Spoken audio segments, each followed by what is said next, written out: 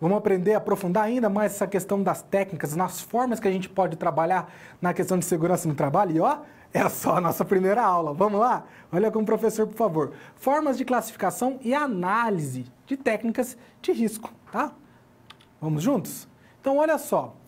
O risco, a gente pode trabalhar ele de duas formas. Utilizando critérios qualitativos, então eu vou lá e vejo a atividade e a partir disso eu sei ou não se tem um risco. E eu posso ter critérios quantitativos, eu mensuro. Quando o perito de segurança no trabalho chega para fazer uma avaliação, ele vai procurar 3 fatores. Primeiro, ele vai tentar identificar o agente. É um agente químico, um agente físico, um agente ergonômico? O que eu estou trabalhando aqui? Um agente biológico?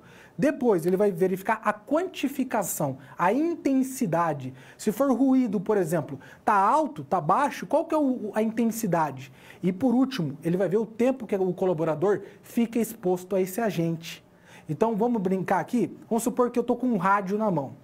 Estou trocando as estações. Quando eu falo identificação do agente, fazendo uma analogia com as estações do rádio, se eu parar na estação de rock, é ruído. É risco físico. Se eu parar de sertanejo, é risco biológico. Então, o perito ele vai trabalhar dessa forma. Primeiro, ele vai ver qual estação de rádio a pessoa está sincronizada. Identifiquei o agente. Depois, qual que é o volume do rádio? Intensidade do risco.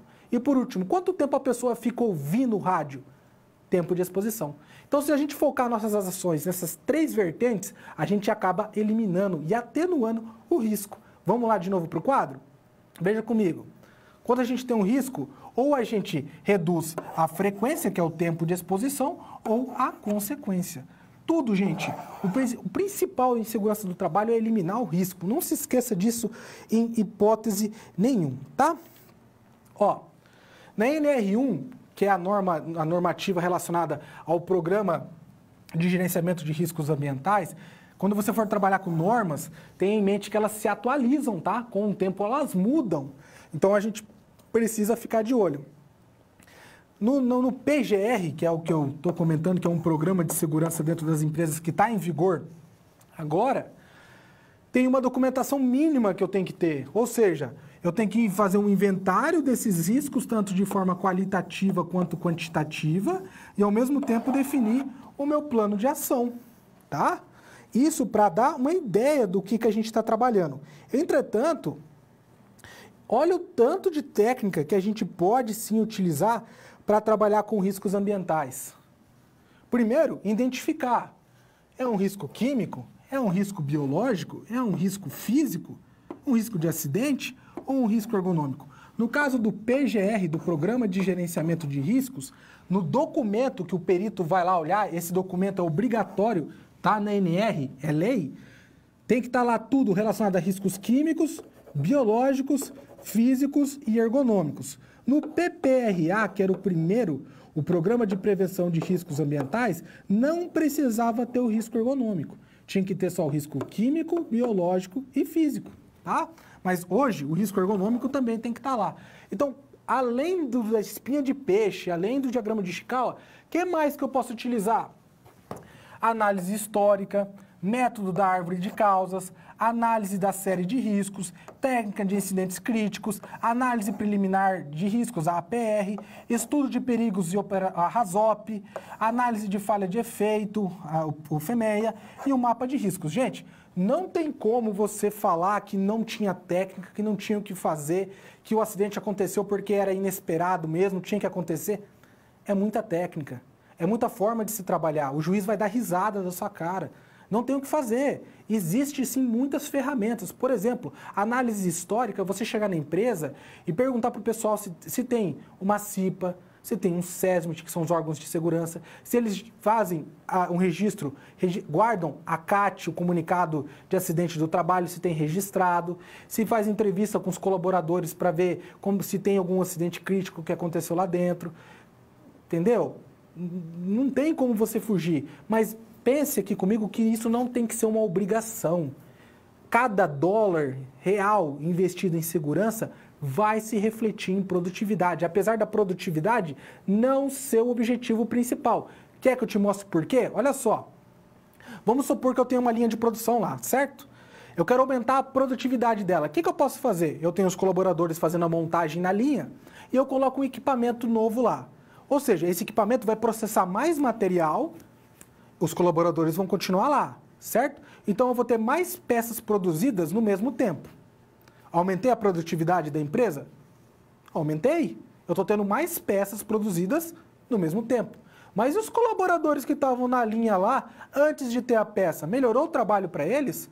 Eu treinei eles como usar o equipamento? Eu fiz um ajuste do posto de trabalho para essa nova mudança? Não fiz.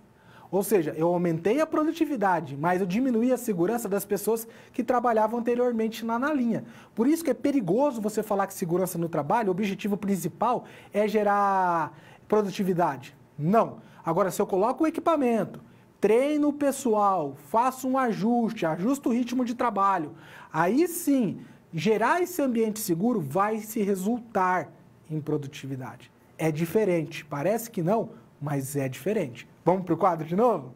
Olha lá comigo, por favor. Então, uma outra técnica que é muito importante, que ajuda a gente nesse contexto, principalmente para a definição do nível de ação, é a matriz dos riscos. Ela trabalha com os níveis de probabilidade, que vai de A a D, ou seja, de absurdamente difícil, de remoto de acontecer até muito frequente, e com grau de severidade, que é algo insignificante até algo catastrófico. Então, algo do tipo 1A é algo que é extremamente difícil de acontecer e, se acontecer, não vai gerar dano nenhum. Entretanto, algo da categoria 4D é absurdamente frequente a chance de acontecer e, claro, que vai gerar algo catastrófico.